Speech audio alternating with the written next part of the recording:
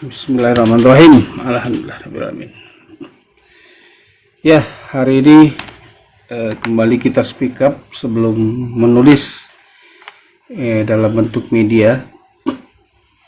Intinya adalah setelah mengamati daerah Padang yang banjir kemarin, kebetulan saya menonton sampai 6 akun kemarin di beberapa tempat daerah yang ternyata banjirnya sangat luas.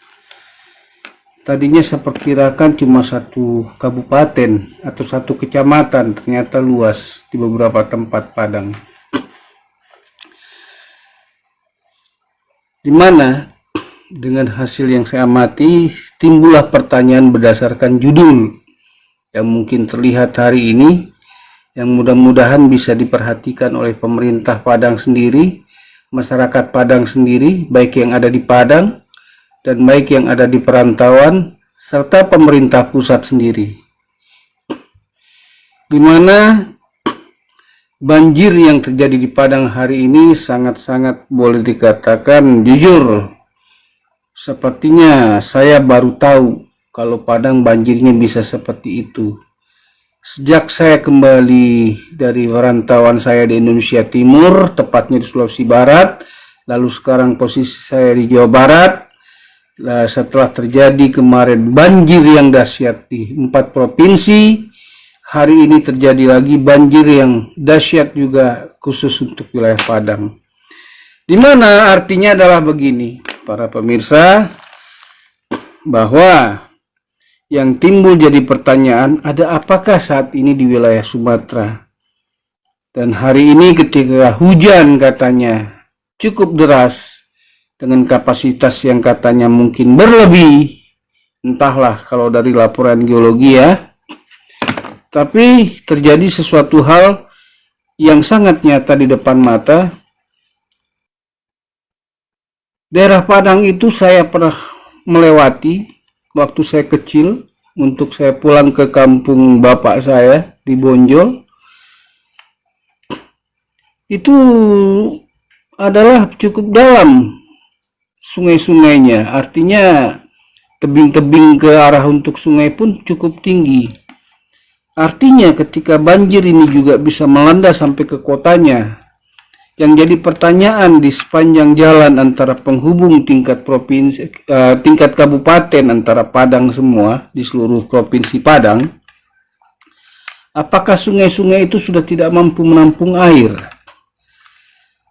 Bila sungai-sungai itu sudah tidak menampung air, apakah kerusakan hutan di Padang itu sudah sangat hebat?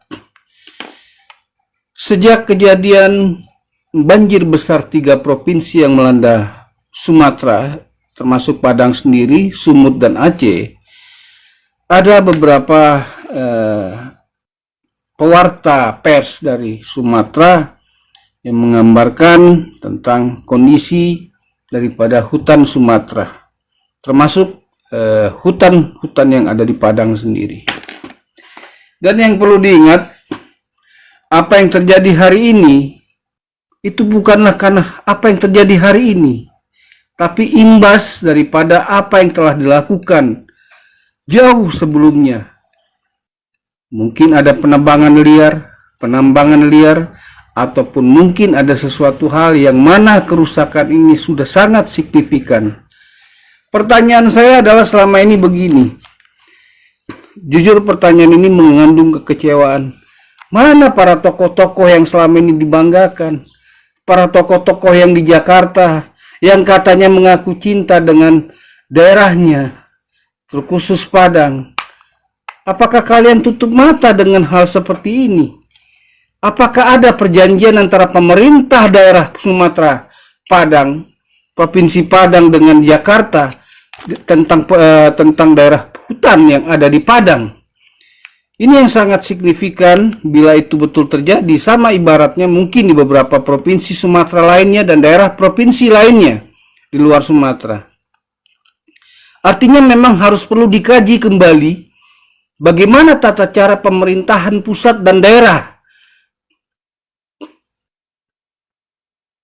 Ini saya ulang lagi, perlu dikaji ulang antara kerjasama antara pemerintah pusat dan daerah.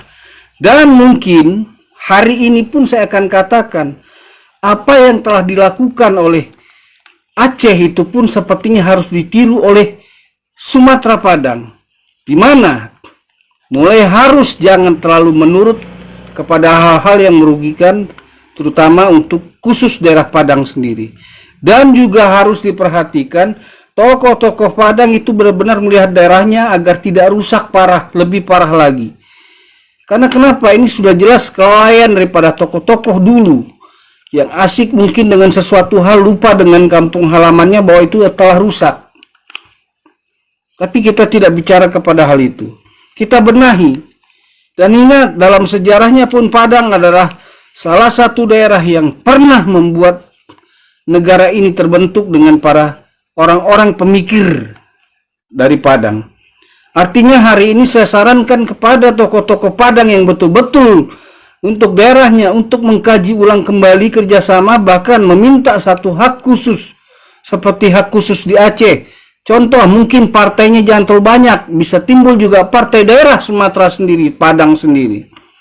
Untuk bisa mengkaji, lalu bisa untuk melihat bagaimana undang-undang khusus ulayat Padang.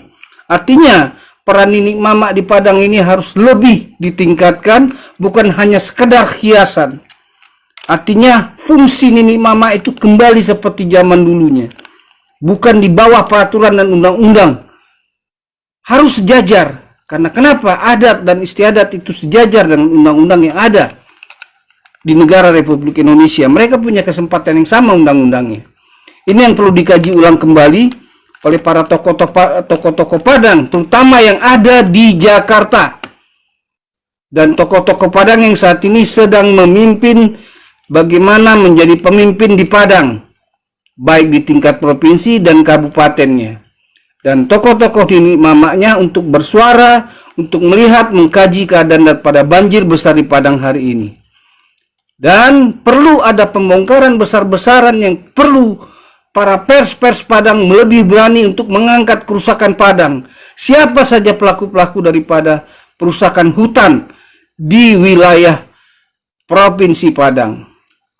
Itu saja mungkin bahasa yang disampaikan oleh pemilik lapor ini, dan mungkin setelah hal ini video saya naikkan lagi di YouTube, tapi juga menjadi satu bahan kajian yang akan saya buat tulisan dalam bentuk di media Lapor News sendiri. Terima kasih yang sudah menonton hari ini, dan ingat, kejadian banjir 3 provinsi kemarin, mana aparat hukumnya yang telah menetapkan yang bersalah? Dan hari ini kembali khusus untuk Padang terjadi banjir besar. Kalau kalian main-main hukum dengan orang-orang di Padang dan Sumatera, sering saya sudah mengatakan, luar biasa akibatnya. Kami ini tidak peduli. Walaupun itu adalah orang sedarah kita, ketika salah, mungkin juga ada hukuman yang lebih berat. Ingat itu. Dan yang selama ini merusak Padang, baik itu orang Padang sendiri, asli Padang sendiri, atau pendatang, keluarlah kalian dari Padang. Karena kalian tidak layak tinggal di daerah yang katanya kalian cintai, ataupun hanya sekedar untuk menumpang hidup. Itu saja bahasa pendiri lapor ini. Waalaikumsalam warahmatullahi wabarakatuh. Mudah-mudahan ada yang mengeser, mudah-mudahan semua orang Minang Padang bersatu untuk menata kembali daerah Padang. Dan kita menata juga bagaimana sistem kerjasama pemerintahan daerah dengan pusat. Itu saja yang perlu saran. Atau ada yang mau naik sebelum saya mengakhiri, silakan. User Aceh. Oke, saya terima user Aceh. Nah, tapi dari kayak kemarin, setiap diterima malah hilang. Dan mungkin saya akan sedikit tambahkan sambil menunggu lagi, mungkin ada yang mau naik.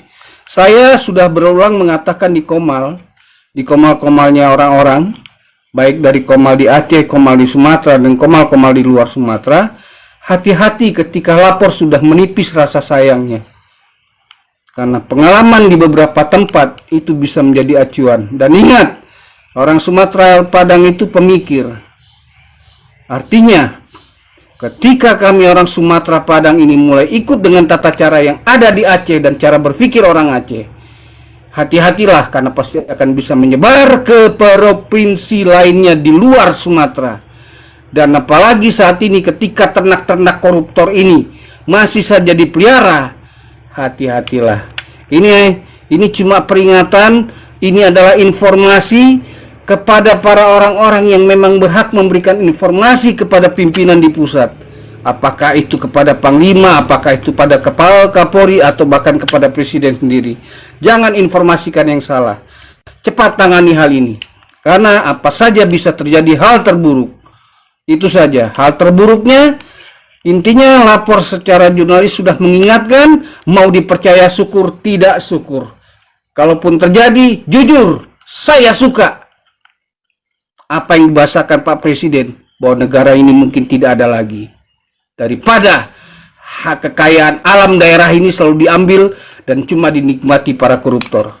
Itu saja yang pendiri lapor ini bahasakan hari ini. Tidak ada lagi permintaan, mungkin itu saja yang disampaikan. Waalaikumsalam warahmatullahi wabarakatuh. Mohon nanti dibantu di-share ketika videonya di-upload kembali. Bye-bye semuanya.